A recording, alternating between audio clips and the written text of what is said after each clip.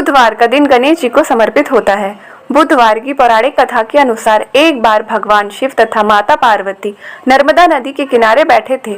वहां माता पार्वती ने भगवान शिव से समय व्यतीत करने के लिए चौपड़ खेलने को कहा। शिव जी चौपड़ खेलने के लिए तैयार हो गए, परंतु इस खेल में हार जीत का फैसला कौन करेगा, यह प्रश्न उनके समक्ष उठा।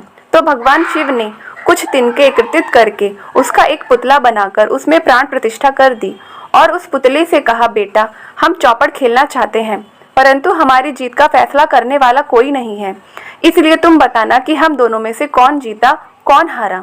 इसके बाद भगवान शिव और माता पार्वती का चौपड़ खेल शुरू हो गया। यह खेल 3 बार खेला गया और संयोग से तीनों बार माता पार्वती ही जीत गईं। खेल समाप्त होने के बाद बालक से हार जीत का फैसला करने के लिए कहा, तो उस बालक ने महादेव को विजयी बताया। यह सुनकर माता क्रोधित हो उठी और क्रोध में उन्होंने बालक को लंगड़ा होने और कीचड़ में रहने का श्राप दे दिया। बालक ने माता पार्वती से माफी मांगी और कहा कि यह मुझसे अज्ञानतावश ऐसा हुआ है, मैंने किसी द्वेष भाव में ऐसा नहीं किया है। बालक द्वारा क्षमा मांगने पर माता ने कहा, यहाँ गणेश पूजा के लिए नाग कन्याएं आएंगी, उनके कहे अनुसार तुम गणेश व्रत करो, ऐसा करने से तुम मुझे प्राप्त करोगे। यह कहकर माता पार्वती शिव जी के साथ कैलाश पर्वत पर चली गईं। 1 वर्ष बाद उस स्थान पर नाग कन्याएं आईं।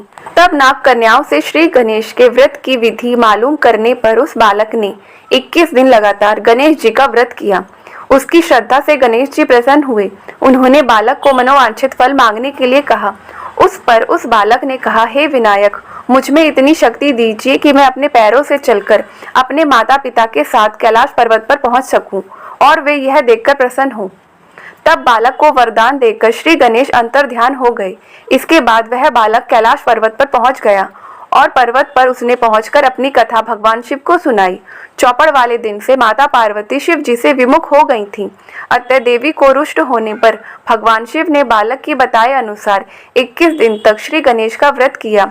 इस व्रत के प्रभाव से माता पार्वती के मन से भगवान शिव के लिए जो नाराजगी थी वह समाप्त हो गई। तब यह व्रत विधि भगवान शंकर ने माता पार्वती को बताई।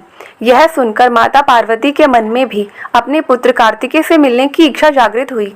तब माता पार्वती ने भी 21 दिन तक श्री गणेश का व्रत किया और दुर्वा, फूल व लड्डू के भोग से गणेश जी की पूजा अर्चना की।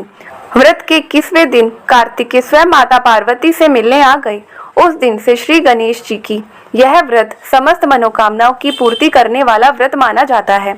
इस व्रत को करने से मनुष्य के सारे कष्ट दूर होकर मनुष्य को समस्त सुख सुविधाएं प्राप्त होती हैं।